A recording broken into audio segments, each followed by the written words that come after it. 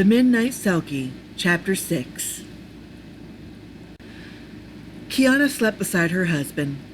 However, it was not a sound sleep. She was having rather unhappy dreams. She tossed this way and the other, turned that way and this. Small gasps and peeps escaped her lips as her body reacted to her mind. In the next instant, she shot up with a scream. "No!" Kiana? Malcolm called in a groggy manner.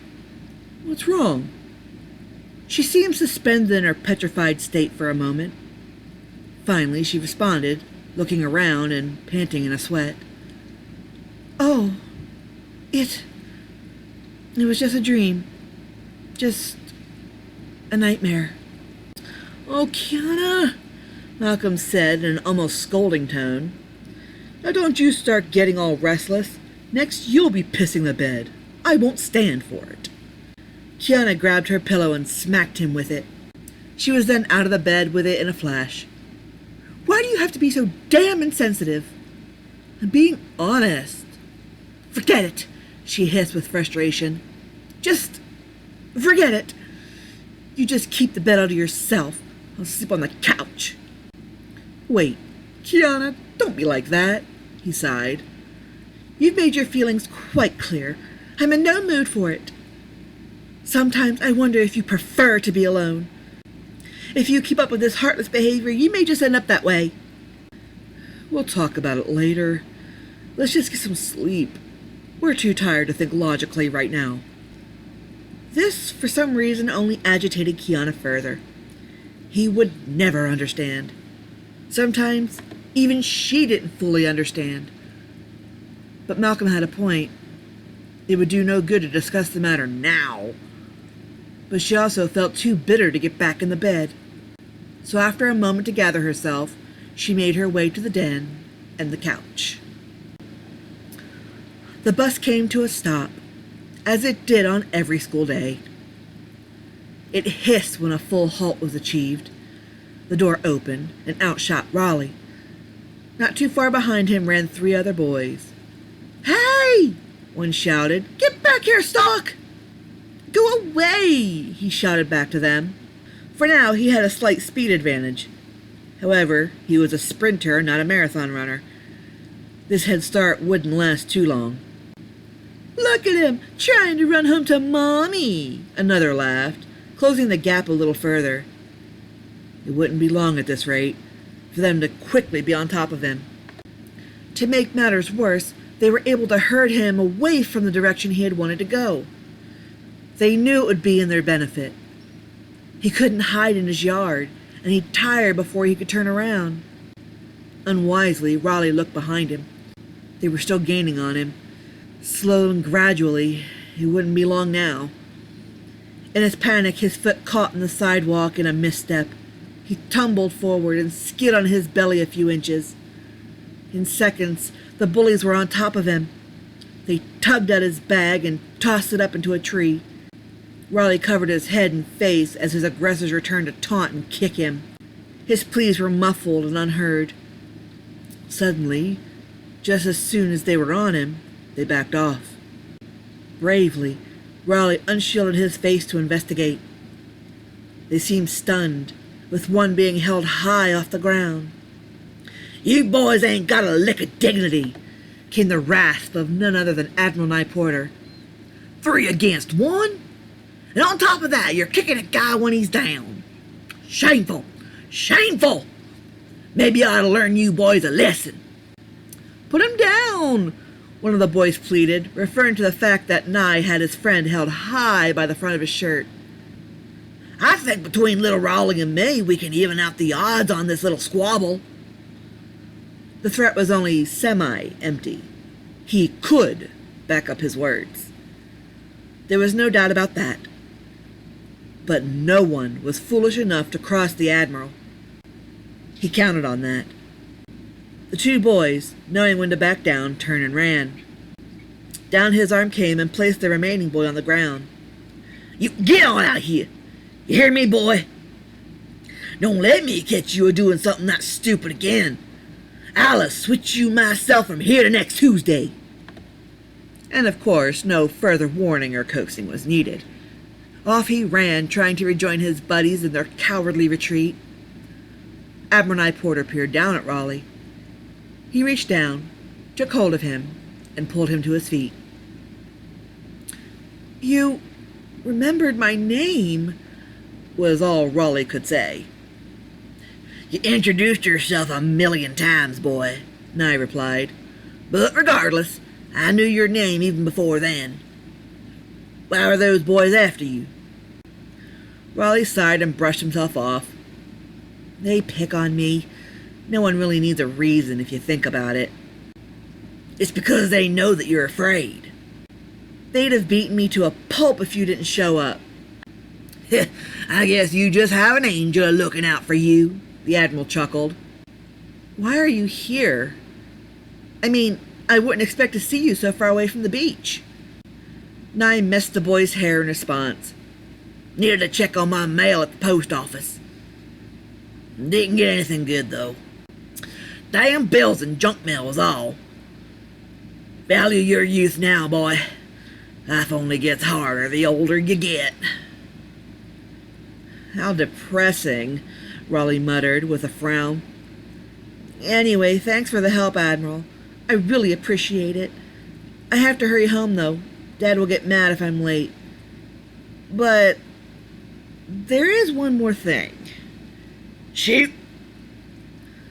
Raleigh pointed up to the tree. "Could you help me get my bag? I'm not very good at tree climbing." "Boy, you got a lot to learn about taking care of yourself."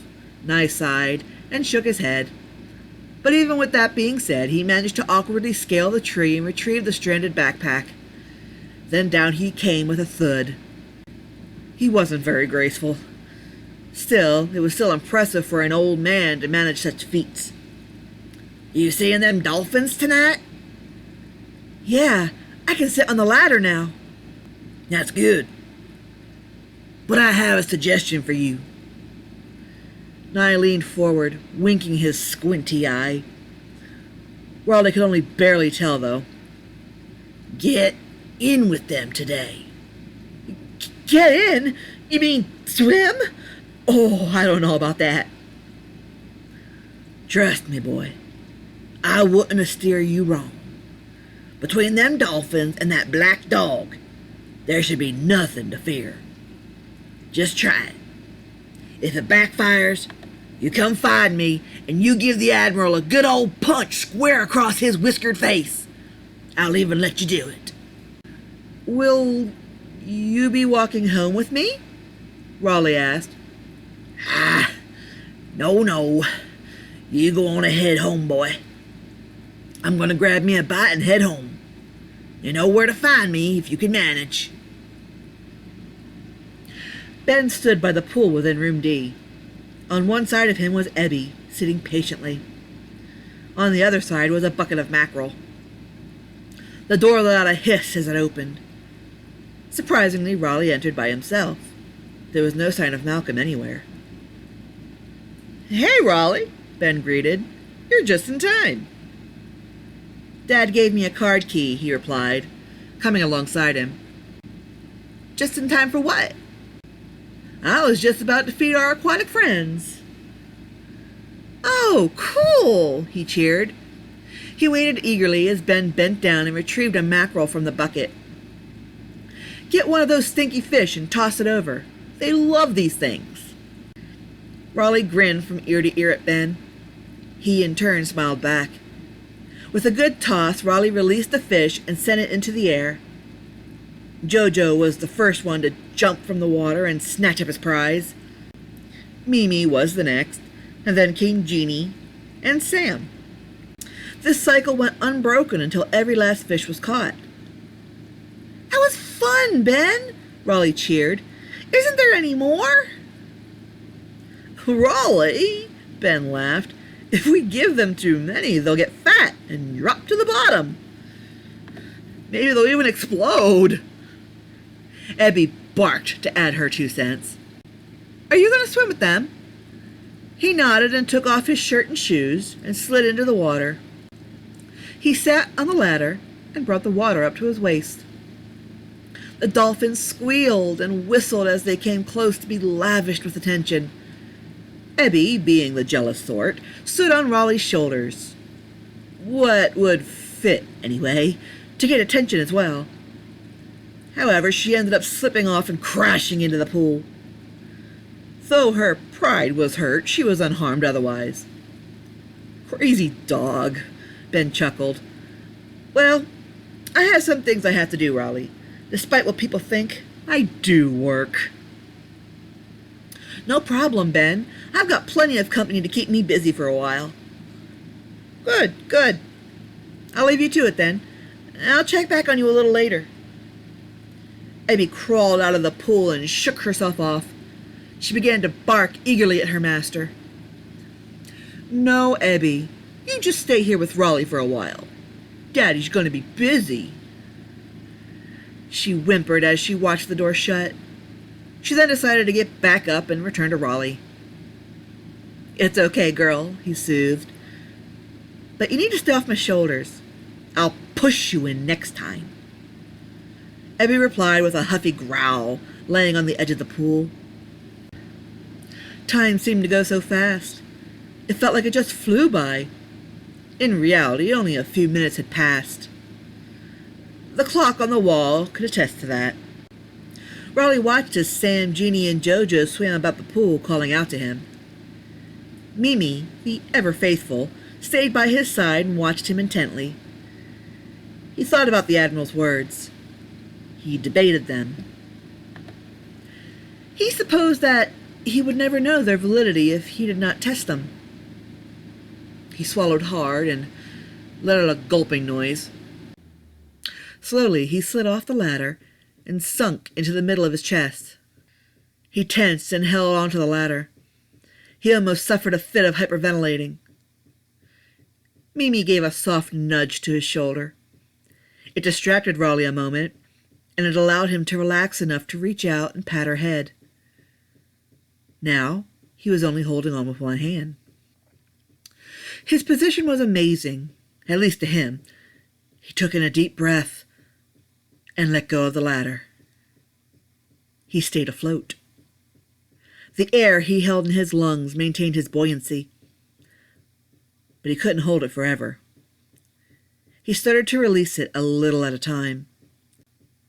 He felt himself start to sink. A sudden anxiety began to overtake him. Before he could fall into complete panic, he felt Mimi prop under him. Soon, Raleigh realized that Mimi would not let him sink. In realizing that, he then realized how pleasant it was to be in the water. Once completely at ease, he slid down to Mimi's dorsal fin. She knew immediately what he wanted. She was not alone. As she pulled Raleigh along the pool, the others became rather jealous. They pushed and nudged, all wanting to give him a ride. If anything, it distracted him further. Nye was right. The dolphins would not let him drown. But these were tame dolphins. This was a controlled environment. But who cared? For now, this was working to a spectacular degree. Ebby began to feel horribly left out. She was the only one not in the water. For a Portuguese water dog, that was absurd. It would not do. So she took a grand leap and dove into the pool. She didn't need a dolphin to ride upon. She was quite happy to swim about herself. For some reason, she fascinated Raleigh. Sure, he had seen Ebby and the dolphin swim before. But now that he was in the water, the movements of both animals enthralled him. His fascination soon became a yearning deep in his heart. He wanted to be like them, fluid, strong, and confident. He contemplated that notion. He watched Ebby carefully. She swam differently than the dolphins. He realized that between the two, he was more like the dog. So he began to imitate her movements. First, he started to kick his feet. Then he realized Genie, the dolphin he currently held on to, and began to move his arms in a doggy paddle, and he stayed afloat. He even had the freedom of self-propelled motion. He was swimming. The boy who had been terrified of water was now swimming. The realization and pride blew his mind. It was exciting. He could have stayed and enjoyed this newfound ability of his, but he was ecstatic. He had to tell someone. Ben! He would tell Ben! And if he saw his father, he'd tell him too. He'd be so proud of him!